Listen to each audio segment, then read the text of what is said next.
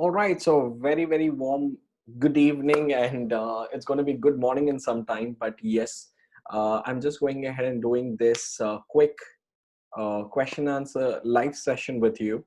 So let me just pull up the screen, and here we go.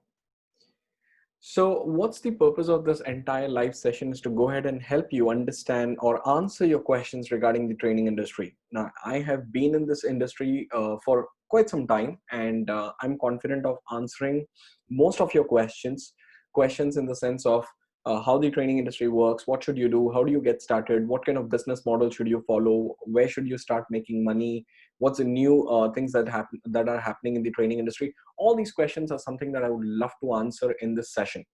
Now, there are three things I want you to know. Number one is I have shared a link. So you can click on the link. The link is bit.ly/training Q&A. That's the link. You can go on this link and ask as many questions as you want, and I will try to answer them every day in the live session. Okay. So today, let's go ahead and check out the first question that we have. Uh, I'm using multiple screens, so I'm pulling up the question here, and very soon I will share the I'll read out the question. Okay. So the first question is from Manju. Okay. The question is, how should I get started in the training industry? Well, that's a brilliant question to start with. How do I get started with the training industry? This is a very common question that comes to me from a lot of a lot of other professionals, a lot of freelancers, a lot of students, in fact. So the idea when you ask me this question of how do you go ahead and get started in the training industry, my question is actually it's a very broad question. The question should be, how do I get started as a freelancer? How do I get started as a training business owner? How do I get started as a training employee? So I don't know in what regards you're asking me this. Let me go ahead and help you understand. How do you get started as a freelancer? How do you get started as a training business owner? And how do you get started as a training, as an employee, as a trainer? Okay. So first, freelancer. Let me define what is a freelancer and what a freelancer trainer does, and then let me tell you how do you get started. So freelance trainer is somebody who is working with different companies or with people or with different organizations on a very project oriented or day oriented basis. So you get paid either for the day or sometimes for the hours or project wise. So you complete the project and you're done. So that's how a freelancer works. Now, predominantly the training industry has a lot of freelancers. And how do you get started is very simple. You just got to go ahead and understand what area do you want to get started. Let me give you an example. So you can go ahead and say that I want to become a freelance trainer with communication. You can become a freelance trainer for sales. So if you can choose an area for yourself, that would be much better. Now, how do you get a project where, as a freelancer? You can start doing smaller projects. You can start doing trainings at the school, at college level. And once you get the confidence, you can go ahead and start doing it for corporates and open to public. Number one. Number two, in becoming a freelancer, once you have understood how to go about it, you can go ahead and get couple of train the trainer certifications and knowledge. More than the certification, I would say go ahead and focus on the knowledge of how do you deliver training. Again, this is a very vast question, so I'll have to give you all the aspects. One thing you can also explore is freelance training content developer. Okay, so there's vast. You can get started as a freelancer. Now, if you're asking me how do you get started as a training business owner, that's a very interesting question. You have to follow a framework which I normally share with people. Let me tell you how it starts. You got to start with a business model first. Okay. Many experts will not give you this piece of advice. If you want to own a training business, you got to first have a business model. And then you got to go ahead and see how to go about it. So first, go ahead and design a business model. It's nothing complicated. Today, business models are very simple. I can help you with a sample. You got to understand your niche. You got to understand how you're going to make money. You got to understand who are you serving. You got to exactly understand what problem are you solving. And that's where, when you package it, it becomes a business model. So develop that first and then jump into this industry. It will definitely help you. Okay.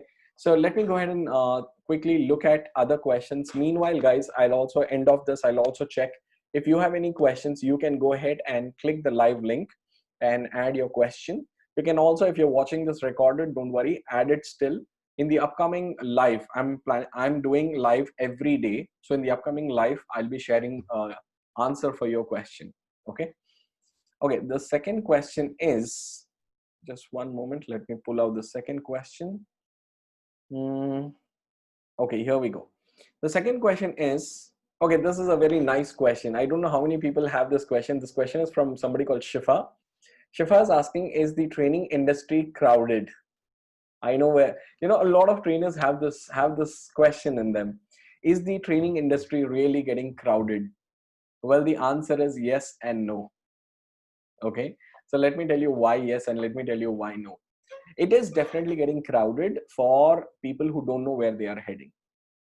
If in the training industry you just want to become a delivering agent. Now what is delivering agent is basically taking the content from Google. Okay, tomorrow's a training, one day or 2 day before, sitting on Google, sitting on SlideShare and all those things, taking some content from there, going ahead to the company and just delivering it. Then yes, it is extremely crowded for you, is because every person wants to be a trainer today. Again, the industry is highly lucrative. The industry pays a lot. I think today the one of the industries where you can make ample money is the training industry. Okay, and you can get started. Okay, guess how much does it take to start a tea stall business? Let me ask you this: how much money does it take for you to start a tea stall business? Minimum at least couple of lakhs. You can get started with training business with less than 50,000 or a lakh rupee investment, and I'm talking about real business. And your returns in the training industry, if you can really play it well, if you can follow a structure, if you can follow a framework, you can easily make about 1 to 2 lakhs a month. Okay, so that's why everybody is jumping into this industry. Now the good news for you is this industry is not crowded for people who know where they are heading.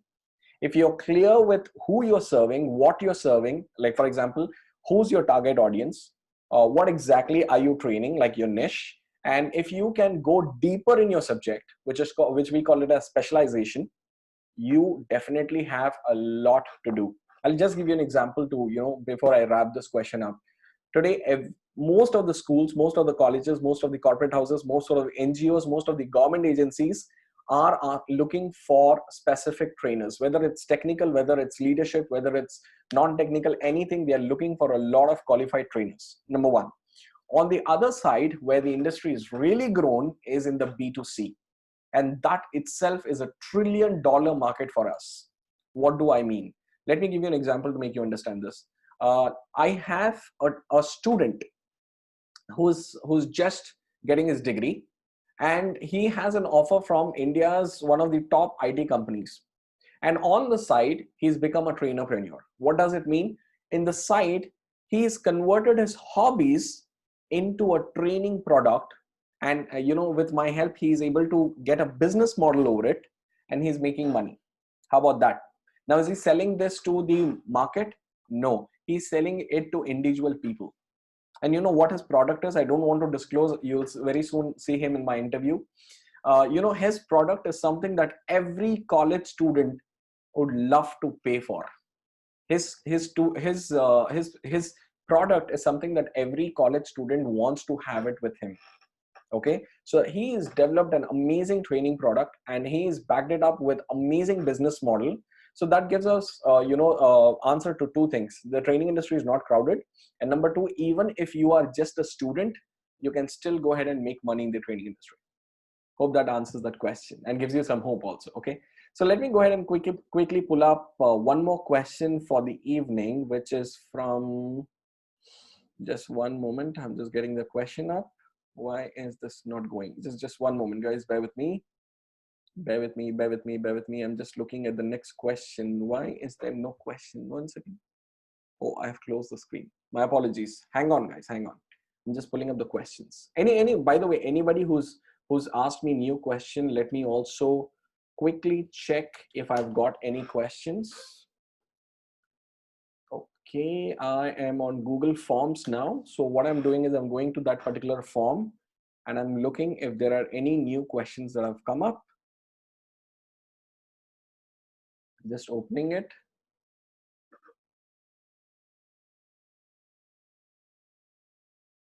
Okay, I'm almost there. Come on, Google. Okay, I'll read out the question for you. I think that would be faster. I'll quickly just read it out rather than, trying to capture the screenshot of it. Okay, the last question is pretty long, but I think it makes sense. The question is from a lady called Seema. So the question is, how does one attract high ticket clients? I'm a communication expert and have a brand. I have branded myself as a lasting impression coach. My target audience is entrepreneurs and and mid-level professionals. I think she's very clear about what she's doing. See, Seema, I'll tell you what. High ticket. Number one, you got to have an authority to sell your high ticket. Okay, what do I mean? You take anybody who is selling high tickets today. The first thing is you got to sell yourself. And remember this, people buy you and then people buy from you.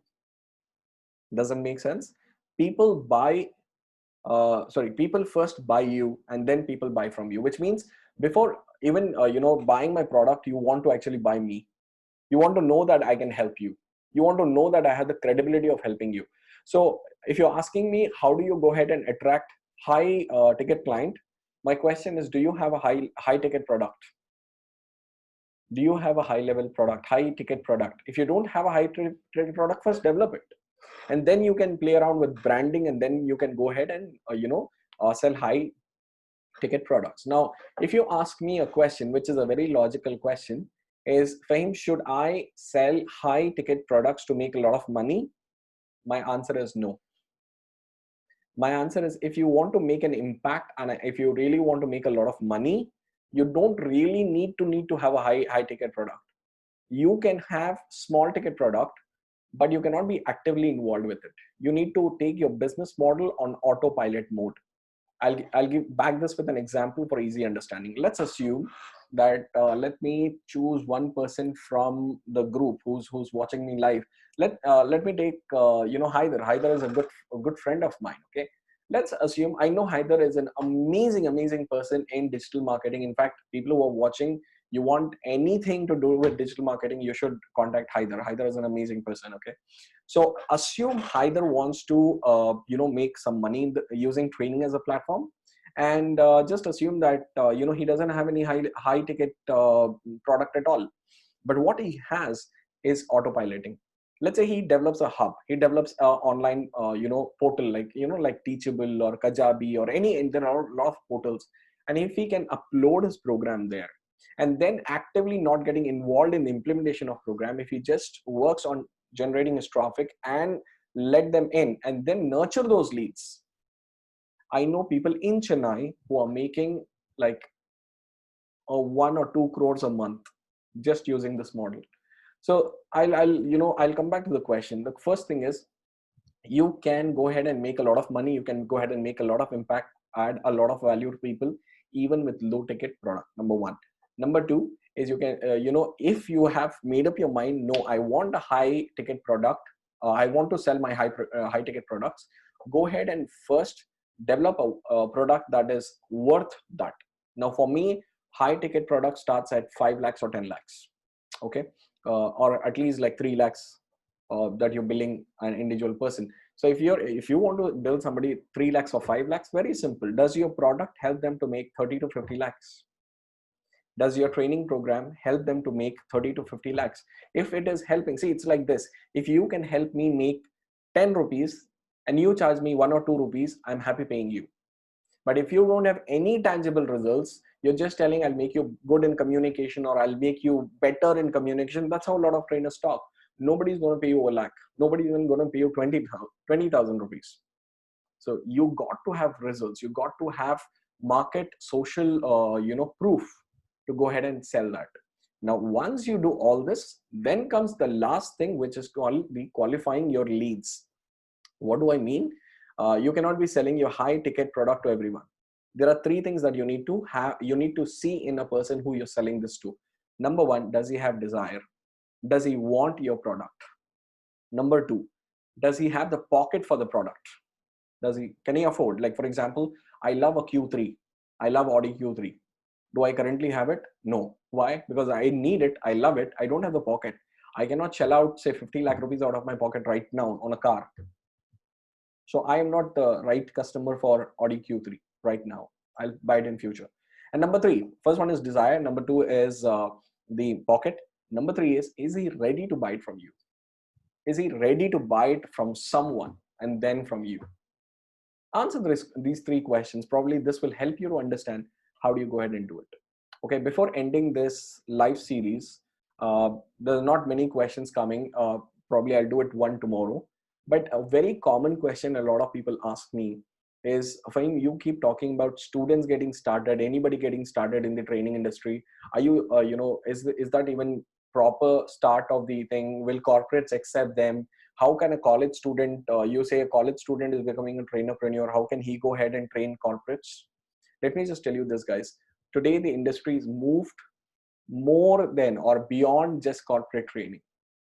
I'm training house staying mummies to go ahead and train people how to discipline their children. So training is an exponentially growing market.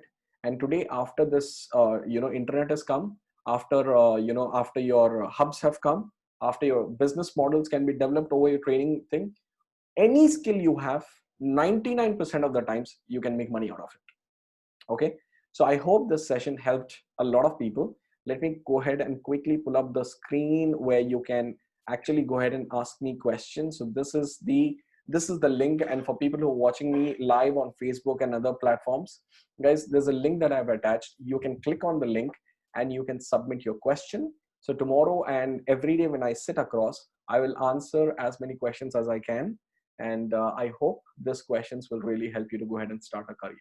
Okay, with that wishes, I would like to say bye to you. Take care, have fun, and keep growing.